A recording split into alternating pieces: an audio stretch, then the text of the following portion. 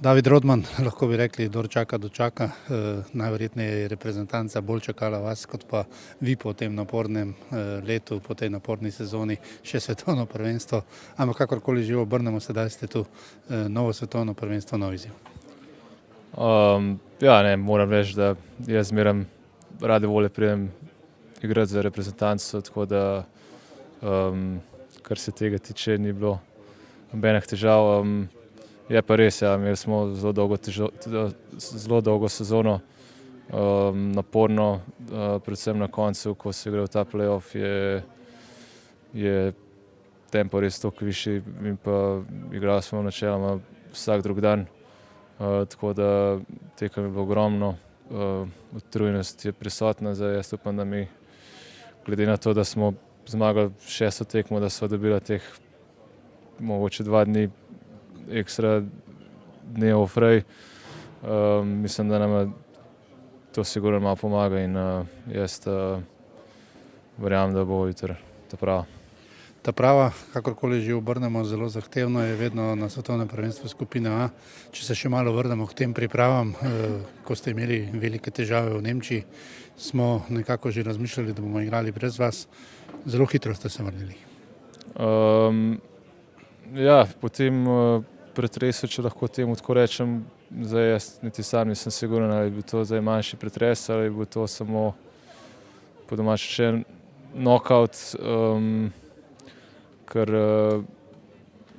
teh klasičnih simptomov po pretresu niti nisem imel zelo kmalu po tem, ko se je to naredilo, tako da sem nekaj počil, zelo kmalu tudi začel igrati in moram reči, da zdaj nimam nič težav z glavo, tako da kar se tega tiče, ne bi smelo biti problema.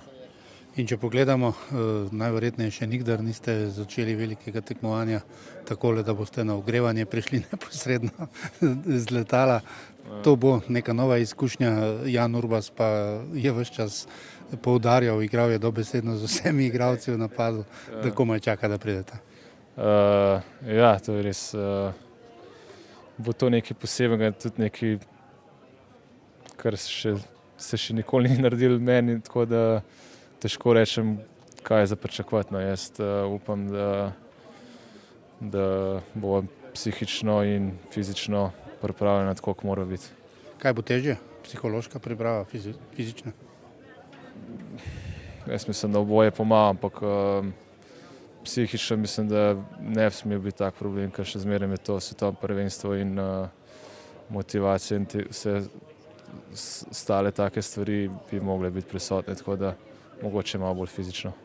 Najverjetneje v Nemčiji prav veliko o Norveški niste niti imeli časa razmišljati. Morda je to celo bolje, da ne razmišljate o tem, kdo je nasprotnik, da se ves čas ne bremenite glave s tem. Sicer pa ste tudi igralec, ki se prav veliko ne ubada s tem, proti komu igra. Zdaj res se nisem mogla prav pripravljati na to, proti kateremu igramo, kdaj igramo in tako naprej, ampak takoj, ko so skočila gor, mislim, da glava preklopila takoj na svetovno prvenstvo in se tudi v tej smeri začela pripravljati, tako da to je to.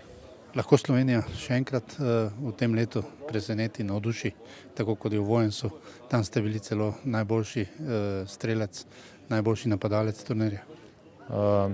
Jaz verjamem, da in upam, da tudi bomo. Hvala lepa in seveda 7 tekem v 11 dneh bo naporno. Hvala. Hvala lepa.